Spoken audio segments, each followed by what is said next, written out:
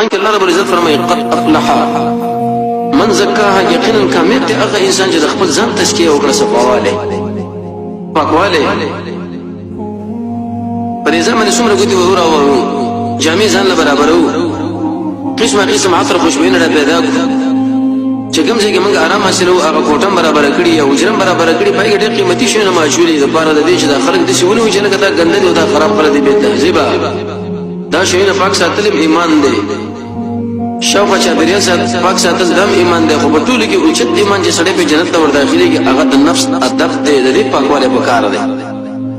افلح دا معنا فلاح دې ته ویلی چې انسان په ځان کې تزکیه پیدا کړي، انسان تقوا پیدا کړي، تواضع ایمان پیدا کړي او د محمد رسول الله تابعداري، سحرونه، جرمونه، ظلمونه، ارتداد، کفر او شرک نه ځان وساتي.